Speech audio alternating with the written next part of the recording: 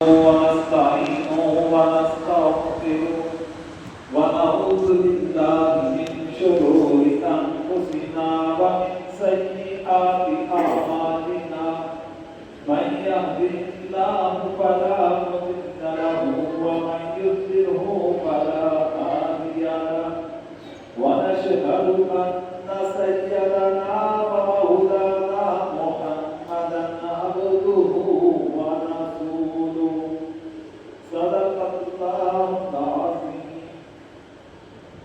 میرے محترم سامعین گرامی، آج آپ حضرات کے سامنے حضرت عمر فاروق رضی اللہ تعالیٰ عنہ کے فضائل و مناقب و شہادت پر بات کرنا چاہوں گا۔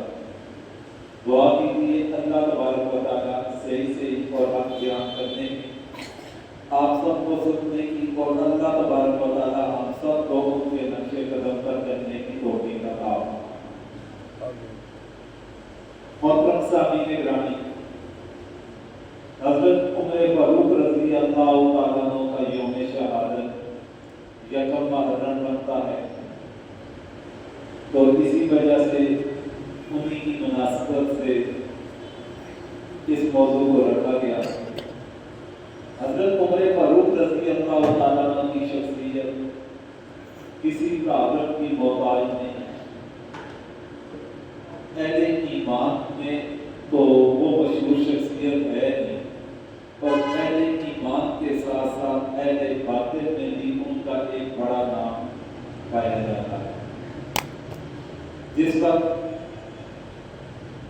دنیا کی عظیم شخصیات کے حوالے سے اہل باطن تذکرہ کرتے ہیں، تو اس میں جناب نبی کریم علیہ السلام کا خصوصیت کے ساتھ اور ان کے بعد پھر حضرت عمر فاروق رضی اللہ تعالیٰ عنہ کا تذکرہ بھی وہ لازمت کرتے ہیں۔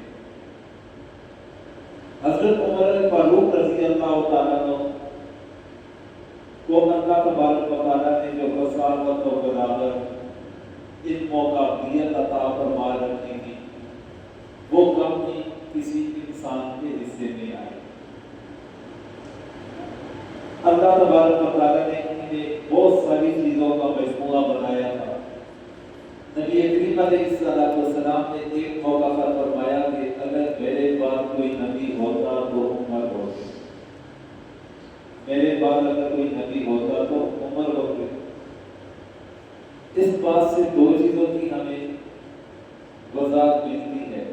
ایک تو یہ کہ نبی کریم علیہ السلام وہ خاتم الانبیاء، ان کے بعد قیامت تک کسی اور نبی نے مبعوث نہیں۔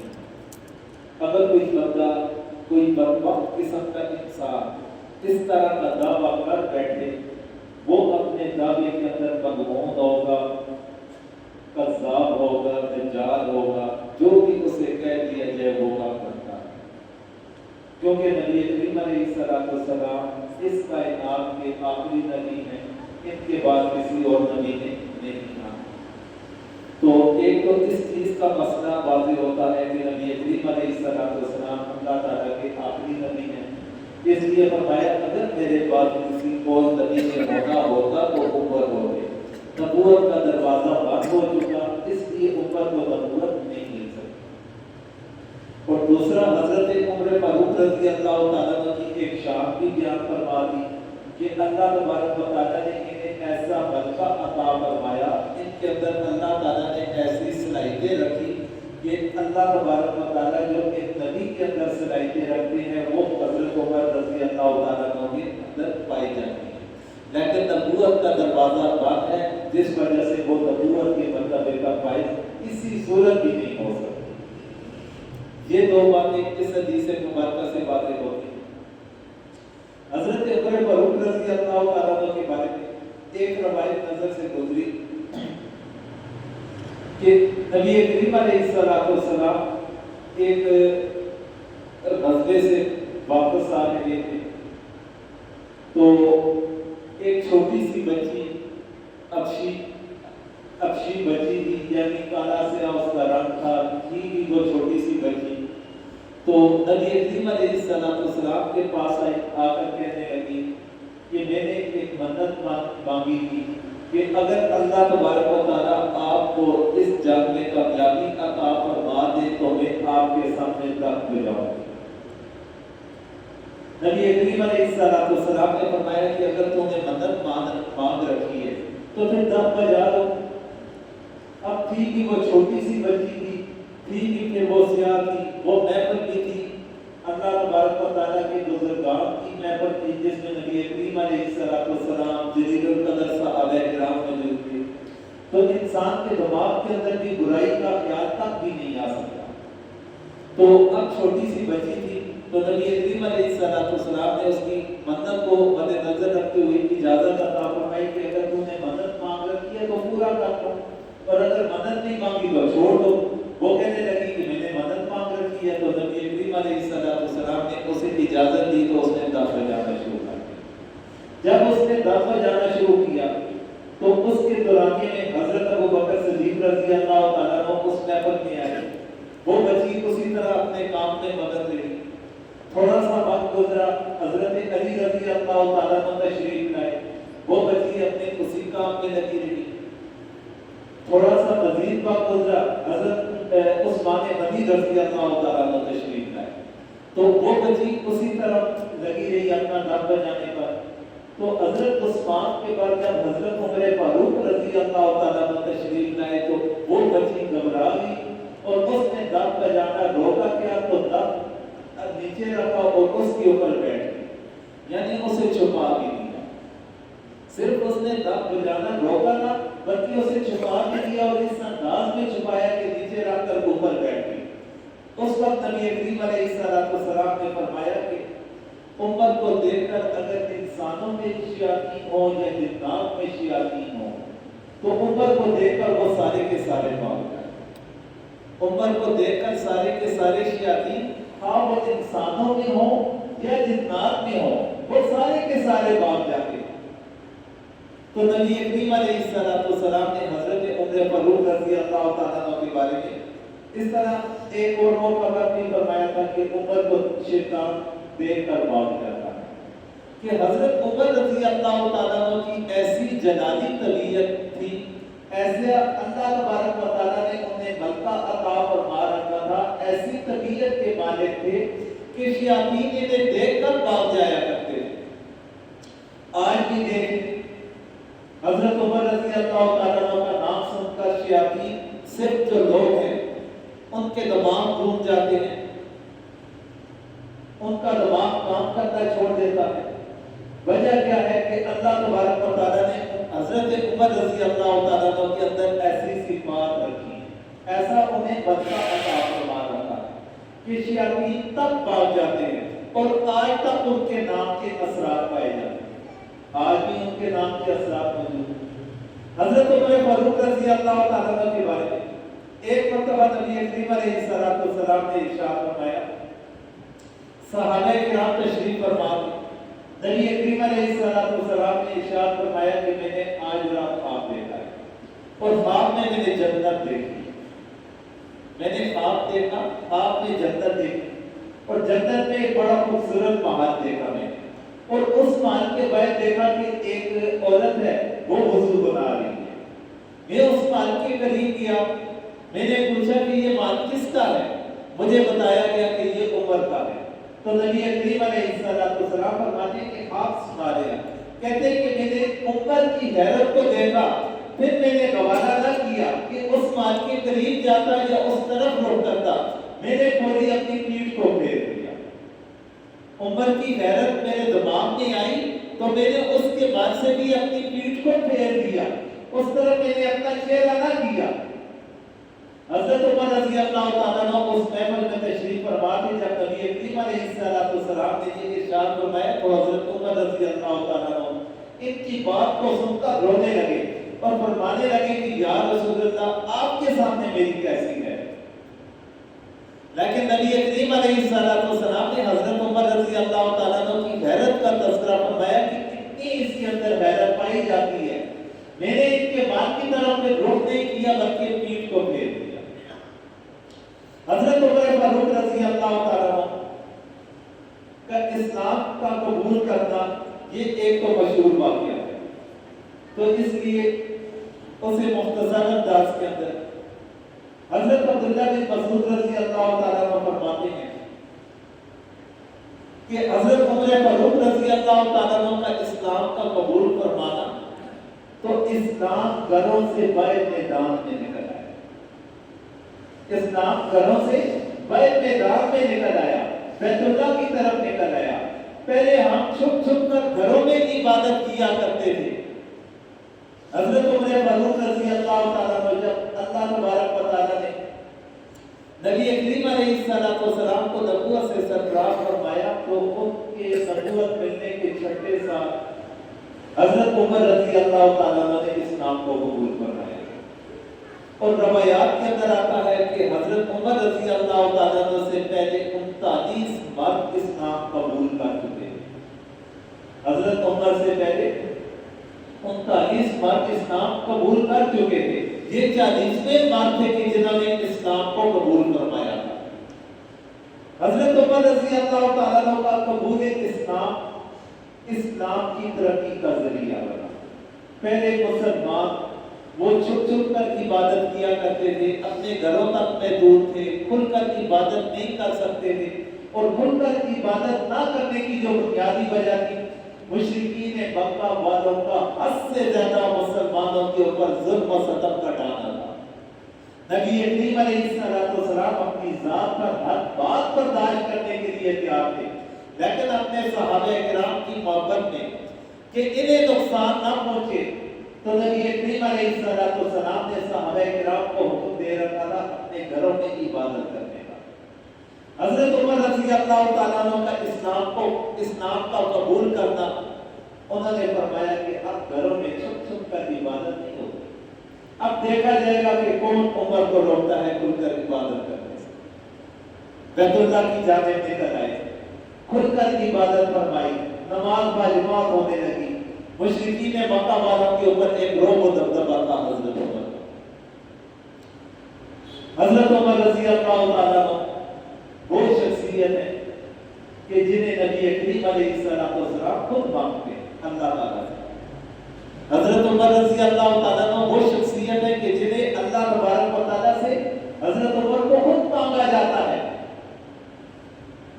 اسی لیے حضرت عمر فاروق رضی اللہ تعالیٰ عنہ کو مراد رسول بھی کہا جاتا ہے، مراد رسول بھی کہا جاتا ہے۔ اللہ تعالیٰ سے دعا کی جاتی ہے، اے اللہ تو اسلام کو عزت عطا فرما، عمر بن خطاب کے ذریعے سے یا عمر بن ہشام کے ذریعے سے، عمر بن خطاب کے ذریعے سے اسلام کو عزت عطا فرما یا عمر بن ہشام کے ذریعے سے اسلام کو عزت فرما، اور ساتھ فرمایا جو ان میں سے جسے تو چاہتا ہے اس کے ذریعے سے عزت عطا فرما۔ اور اللہ تبارک و تعالیٰ نے عمر بن خطاب کے ذریعے سے پھر اسلام کو عزت عطا فرمائی، اور اسلام کو اتنی عزت عطا فرمائی کہ دنیا آج بھی ان کا نام یاد رکھتی ہے۔ صرف اہل اسلام والے نہیں، اہل باطل کے دلوں کے اوپر بھی حضرت عمر کا نام لکھا ہوا، اور ان کی ایسی اصطلاحات ان کے دور خلافت میں آج بھی کئی یورپین ممالک میں ان کی وہ اصطلاحات نافذ ہیں، ان کے بنائے گئے قوانین،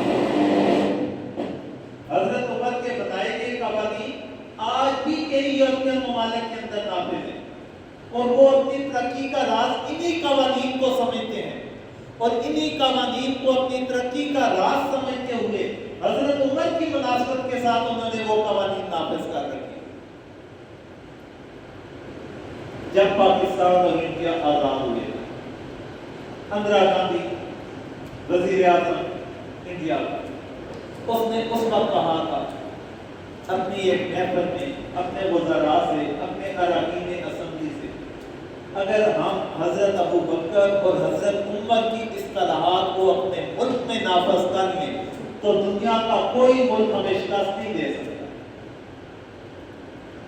ایک ہندو وزیر اعظم، ہندو ملک کا وزیر اعظم، وہ اپنے اراکین اسمبلی سے یہ کہتا ہے کہ اگر حضرت ابو بکر اور حضرت عمر کی لائی کی اصطلاحات کو اپنے ملک میں نافذ کر لیا جائے تو دنیا کا کوئی بھی ملک ہمیں شکست نہیں دے سکتا۔ اہل باطل ان کی اصطلاحات کو ماننے کے لیے تیار ہے، اپنے اپنے ممالک میں ان کی اصطلاحات کو نافذ کرنے کے لیے تیار ہیں، لیکن افسوس کا مقام کہ اسلامی ممالک ان سے بہت زیادہ دور ہو چکے، اسلامی ممالک ان سے بہت اپنے آپ کو دور کر چکے ہیں۔ ان کا نام لینا اسلامی حکمرانوں کے سامنے آج کے دور میں اس کے لیے بھی جرأت چاہیے۔ یہ لوگ ان کا نام سننا تک برداشت کرنے کے لیے بھی ایسے ہمارے حکمران ہیں کہ تیار نہیں ہو گئے۔ اللہ تبارک و تعالیٰ نے ان کے ہاتھوں سے جو اصطلاحات فرمائی، اللہ تبارک و تعالیٰ نے انہیں جو ملکہ عطا فرما رکھا تھا، تو محترم سامعین اکرام، حضرت عمر فاروق رضی اللہ تعالیٰ عنہ کے بارے میں ایک روایت یہ آتی ہے کہ جب نبی کریم علیہ السلام نے اجازت عطا فرمائی تھی ہجرت کرنے کے لیے مکہ سے مدینہ جانے، وہ واقعہ بھی نبی کریم علیہ السلام کا آپ نے سنا ہوگا۔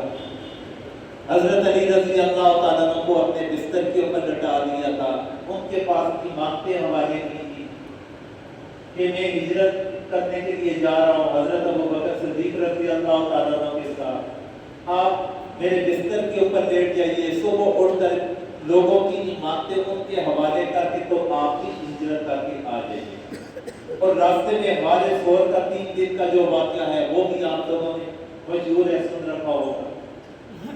نبی کریم علیہ السلام کو مشرکین مکہ والوں کی طرف سے جان کا خطرہ بھی تھا، جان کا خطرہ تھا، اور اللہ تبارک و تعالیٰ کا حکم تھا کہ آپ نے یہ تدبیر اختیار کر کے ہجرت کر دی ہے۔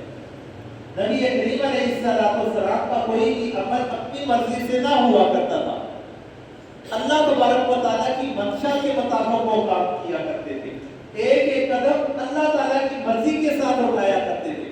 اللہ تعالیٰ کا حکم تھا آپ نے یہ تدبیر اختیار کرنی ہے، آپ کے ساتھ کون ہوگا، آپ نے کون سا راستہ اختیار کرنا ہے، کس جگہ پر آپ نے آرام کرنا ہے، 3 دن ہارے زور میں قیام کرنا ہے، پھر وہاں سے آگے آپ نے بڑھنا ہے۔ اللہ تعالیٰ کا حکم تھا۔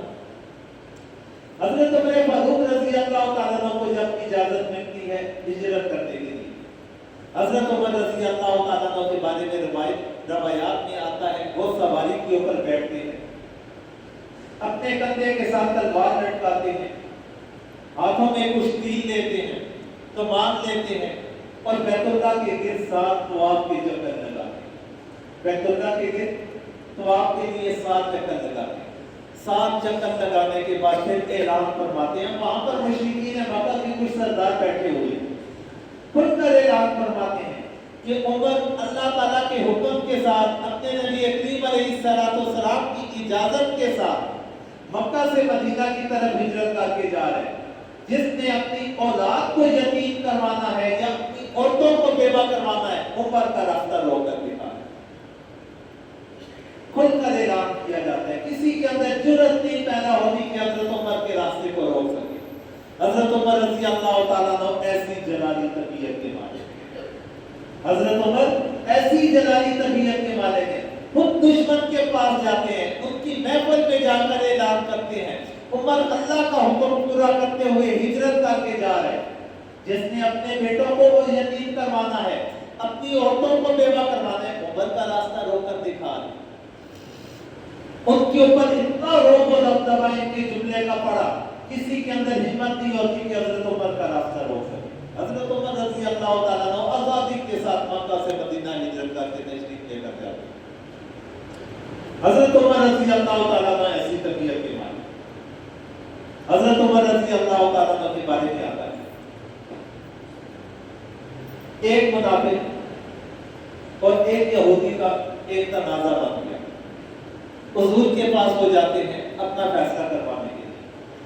حضور نے یہودی کے حق میں فیصلہ فرما دیا، کیوں وہ حق کا تھا، اس کے حق پر فیصلہ کر دیا۔ منافق جو ظاہری طور پر مسلمان تھا اور اندرون خانہ وہ کافر تھا، اس کی مخالفت میں وہ فیصلہ ہوا۔ یہودی نے فیصلہ تسلیم کر دیا، منافق کہنے لگا یہودی سے حضرت ابوبکر کے پاس جاتے ہیں، ان سے ہم اپنا فیصلہ کرواتے ہیں۔ جب ان کے سامنے سارا ماجرا بیان کیا گیا، حضرت ابوبکر صدیق رضی اللہ تعالیٰ نے فرمایا کہ جو حضور نے فیصلہ کر دیا میرا وہی فیصلہ ہے. جب حضور نے فیصلہ کر دیا میری کیا حیثیت میں فیصلہ کروں. یہودی کہنے لگا منافق سے اب آرام ہے. اس نے کہا نہیں, حضرت عمر کے پاس جاتے ہیں, ان کس سے فیصلہ کرواتے ہیں. یہودی کہنے لگا چلو حضرت عمر کے پاس چلے جاتے ہیں, وہ حق پر تھا اس لیے وہ نہ ڈالتا, جس کے پاس مرضی ہے چاہے مجھے لے کر چلے جاؤ, میں جانے کے لیے تیار ہوں. یہودی منافق کے ساتھ چل پڑا حضرت عمر کے در پر. دروازے پر دستک دی جاتی ہے, حضرت عمر بیٹھ تشریف لاتے ہیں, ان کے سامنے ماجرا بیان کیا جاتا ہے. یہودی ساری روایات سناتا ہے حضور کے پاس گئے, یہ انہوں نے فیصلہ کیا, اسے سکون نہ ملا. حضرت ابو بکر کے پاس گئے, انہوں نے انہی کے فیصلے کی تائید فرما دی, اسے پھر بھی سکون نہ ملا. کہنے لگا کہ عمر کے پاس جاتے ہیں, اس لیے ہم آپ کے پاس فیصلہ کرواتے ہیں. حضرت عمر نے فرمایا کہ اچھا مجھ سے فیصلہ کروانے ہیں. منافق کہنے لگا ہاں. انہوں نے کہا ایک منٹ ادھر رکو, میں اندر سے ہو کر آئے. اندر سے تلوار لے کر آئے اور منافق کی گردن کو اتارا, منافق کی گردن کو اتار دیا اور فرمایا پھر جو اللہ اور اس کے رسول کا فیصلہ نہ مانے, پھر عمر کا یہ فیصلہ ہے کہ اس کا سر طرف کر دیا. نبی کریم علیہ السلام تک یہ بات پہنچی. نبی کریم علیہ السلام نے فرمایا کہ اللہ تعالیٰ نے عمر کی زبان اور اس کے دل کے اوپر حق بات کو چلا دیا. فاروق کا لقب وہاں پر حضرت عمر کا پڑا. حضرت عمر رضی اللہ تعالیٰ عنہ کا لقب فاروق اس وقت پڑا کہ حق اور باطل کے درمیان فرق کرنے والے کو فاروق کہا جاتا ہے. حق اور باطل کے درمیان فرق کرنے والے کو فاروق کہا جاتا ہے. اور نبی کریم علیہ السلام نے حضرت عمر کے لیے لفظ فاروق کا استعمال فرمایا. اور یہ لقب ان کا اس دور میں پڑا جب نبی کریم علیہ السلام نے انہیں یہ لقب عطا فرمایا. تو محترم سامعین کرام, حضرت عمر فاروق رضی اللہ تعالیٰ عنہ جلالی طبیعت کے مالک, سخت طبیعت کے مالک, کہ اہل باطل بھی ان سے گھبرایا کرتے تھے. حضرت عمر فاروق رضی اللہ تعالیٰ عنہ کی دوسری طرف دیکھا جائے خوف خدا. حضرت عباس رضی اللہ تعالیٰ عنہ کا گھر تھا. حضرت عمر رضی اللہ تعالیٰ عنہ اپنے گھر سے نماز جمعہ پڑھانے کے لیے مسجد نبوی تشریف لے کر جا رہے ہیں. راستے میں گھر آتا ہے حضرت عباس رضی اللہ تعالیٰ عنہ کا. حضرت عباس رضی اللہ تعالیٰ عنہ نے جمعے کے دن اپنے بیٹوں سے خواہش کا اظہار کیا, میرے لیے ملک کو ذبح کر دیا گیا. ملک ذبح کیا گیا, چھت کے اوپر ہی کہیں ذبح کیا گیا تھا. تو چھت کا جو پانی تھا ایک پر نالے سے گزر کر تو نیچے گلی میں گرا کرتا. حضرت عمر رضی اللہ تعالیٰ عنہ اپنے گھر سے مسجد نبی کی جانب جا رہے. راستے میں ان کا گھر آتا ہے, اسی دورانیے میں وہ ملک ذبح ہوا, وہ خون اس پر نالے سے نیچے گرا اور حضرت عمر رضی اللہ تعالیٰ عنہ کے کپڑوں کے اوپر اس کی چھینٹیں پڑی. دیکھا کپڑے ناپاک ہو گئے خون کی وجہ سے, حکم جاری کیا اس پر نالے کو اکھاڑ دیا. کیوں مدینہ کی گلی ہے, اس گلی سے عام نمازی بھی گزرتے ہیں, تو ان کے کپڑے بھی ناپاک جس طرح حضرت عمر کے ہو گئے, اس طرح ناپاک ہونے کا خطرہ تھا. تو فرمایا کہ اس پر نالے کو اکھاڑ دیا جائے. یہ آرڈر جاری کرنے کے بعد واپس اپنے گھر میں پلٹے, کپڑے تبدیل کیے, دوبارہ چلے گئے مسجد نبوی نماز ادا کرنے. حضرت عمر رضی اللہ تعالیٰ عنہ سے حضرت عباس نے فرمایا کہ جس پر نالے کو آپ نے اکھاڑا ہے یہ نبی کریم علیہ السلام نے اپنے ہاتھ مبارک سے یہ پردانہ لگایا.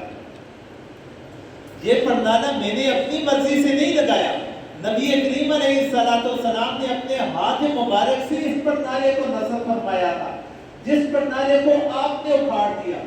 جب حضرت عمر رضی اللہ تعالیٰ عنہ نے حضور کا نام سنا, جسم کانپنے لگا, میں نے کیا کر دیا, حضور کا لگایا ہوا پردہ میں نے اسے اکھاڑنے کا حکم دے دیا, یہ کتنا بڑا میں نے ظلم کر دیا.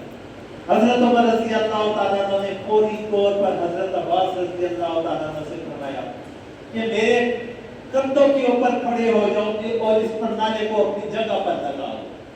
حضرت عباس رضی اللہ تعالیٰ عنہ فرمانے لگے میں اس کو لگانے کا انتظام کر دوں گا. لیکن حضرت عمر رضی اللہ تعالیٰ عنہ نے انہیں قسم دی قسم دیتے ہوئے فرمایا کہ میرے کندھوں کے اوپر کھڑے ہو کر یہ پردہ لگاؤ، اسے اٹھانے کا میں نے حکم دیا تھا، اس لیے اب میرا کندھا استعمال ہو، کسی اور کا کندھا استعمال نہ ہو، یہ ایک طرح کی اپنے آپ کو سزا دلوار۔ حضرت عمر نیچے کھڑے ہوئے، ان کے کندھوں کے اوپر حضرت عباس کھڑے ہو کر اس پردے کو اپنی جگہ پر نصب کر دیا۔ یہ اتنا گھبرانے والے، اتنا خوف خدا تھا کہ نبی کریم علیہ السلام کا لگایا گیا پردہ اس سے میرے اٹھانے کا حکم دے دیا لکھنی کے اندر آ کر، یہ کیسے ہو سکتا ہے؟ اس لیے مجھے اپنے آپ کو سزا پر کہ نیچے میں کھڑا ہوں، میرے کندھے استعمال ہوں اور پردہ اپنی جگہ پر نصب ہو، اور پھر اسے اٹھانے کا دوبارہ کبھی بھی حکم نہ دیا کہ اس حد تک خوف خدا ان کے اندر پایا جاتا، اس حد تک ان کے اندر نرمی پائی جاتی تھی۔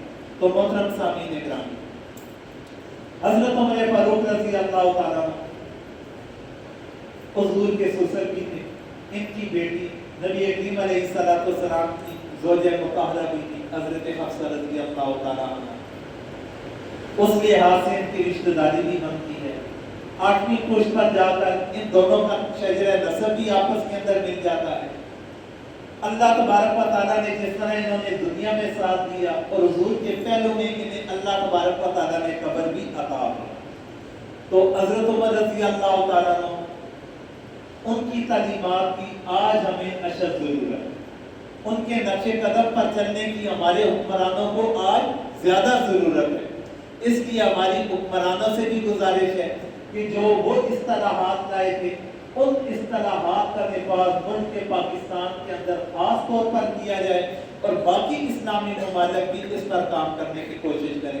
دعا کریں اللہ تبارک و تعالیٰ ہم سب کو سمجھنے کی توفیق عطا فرما، یا اللہ ہم سب کو ان کے نقش قدم پر چلنے کی توفیق عطا فرما، یا اللہ تمام صحابہ کرام کا احترام کرنے کی توفیق عطا فرما، یا اللہ جتنے بھی مسلمان بیمار ہیں سب کو صحت کاملہ عطا فرما، یا اللہ جتنے بھی صاحب ایمان اس دنیا سے رخصت ہو چکے ان سب کی مغفرت فرما۔ وصلی اللہ تعالی علی خیر خلق محمد وعلی آلہ واصحابہ اجمعین۔